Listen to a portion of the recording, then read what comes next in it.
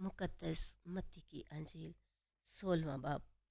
और फरीसी और सदूकी आसमानी के लिए पास आए और दरख्वास्त की कि हमें आसमान से कोई निशान दिखा, मगर उसने जवाब में उनसे कहा, तुम शाम को कहते हो कि मतला साफ रहेगा क्योंकि आसमान लाल है, और सुबह को ये कि आज आंधी चलेगी क्योंकि आसमान लाल और धुंधला है।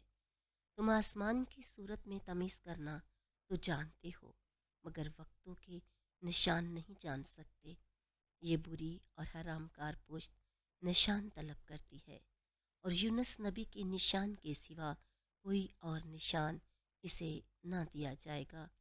और वो उन्हें छोड़कर चला गया, और शगीर्द पार जाते वक्त रोटी साथ लेना भूल गए थे। तब यसू ने उनसे कहा, खबरदार, फरीसियों और सदूकियों के खमीर से चौकस रहो। और वो आपस में तकरार करके कहने लगे कि हम रोटी नहीं लाए। बस यसू ने ये जानते हुए कहा कि ए कम इत्कादो, तुम आपस में क्यों तकरार करते हो कि हमारे पास रोटी नहीं? क्या अब तक नहीं समझे? और उन 5,000 की 5 रोटियां तुम्हें याद नहीं, और ना ये कि तुमने कितनी टोकरियां उठाईं, और ना उन 4,000 की 7 रोटियां, और ना ये कि तुमने कितने टोकरे उठाए? क्या वजह है कि तुम ये नहीं समझते कि मैंने तुमसे रोटी की बाबत नहीं कहा कि तुम फरीसियों और सदूकियों के खमीर से चौकस रहो? तब वो समझ गए कि उसने रोटी की खमीर से नहीं, बल्कि फरीसियों और सदूकियों की तलीम से खबरदार रहने को कहा था। जब यसू कैसरिया फेलिप्पी के इलाके में आया तो उसने अपने शागिर्दों से ये पूछा कि लोग इब्ने इंसान को क्या कहते हैं? उन्होंने कहा कि बाज़ यूहन्ना इस्तबागी कहते हैं, बाज़ इलियास, बाज़ अरमिया नबी में से कोई। उसने उनसे कहा, मगर तुम मुझे क्या कहते हो? शमौन पतरस ने जवाब में कहा कि तू अलमसीह है, जिंदा खुदा का बेटा। तो यसू ने जवाब में उससे कहा, मुबारक है तू शमौन बरयोना, क्योंकि ये बात जिस्म और खून ने नहीं, बल्कि मेरे बाप ने जो आसमान पर है तुझ पर जाहिर की है।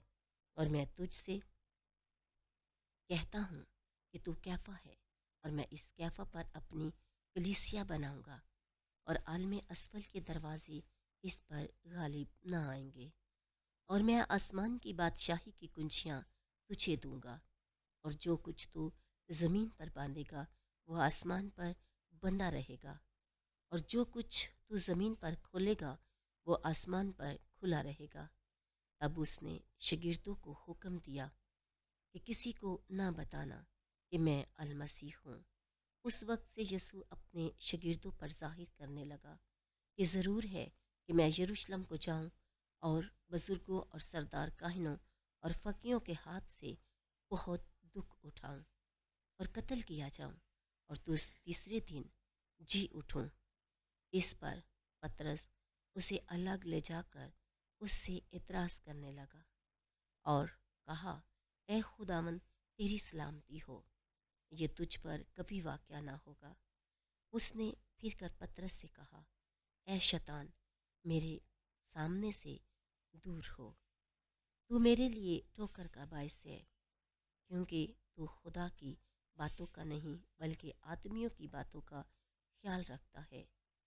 तब यसू ने अपने शागिर्दों से कहा, अगर कोई मेरे पीछे आना चाहे तो वो खुद इनकारी करे और अपनी सलीब उठाए और मेरे पीछे हो ले। क्योंकि जो कोई अपनी जान बचाना चाहे वो उसे खोएगा, और जो कोई मेरी खातिर अपनी जान खोएगा वो उसे बचाएगा। क्योंकि आदमी को क्या फ़ायदा है अगर तमाम दुनिया हासिल करे मगर अपनी जान का नुकसान उठाए? या आदमी अपनी जान के बदले क्या देगा? क्योंकि इब्ने इंसान अपने बाप के जलाल में अपने फरिश्तों के साथ आएगा, और तब हर एक को उसके कामों के मौफिक बदला देगा। मैं तुमसे सच कहता हूँ कि जो यहाँ खड़े हैं उनमें से बाज़ ऐसे हैं कि जब तक इब्ने इंसान को अपनी बादशाही में आते देख न लें, मौत का मज़ा ना चखेंगे।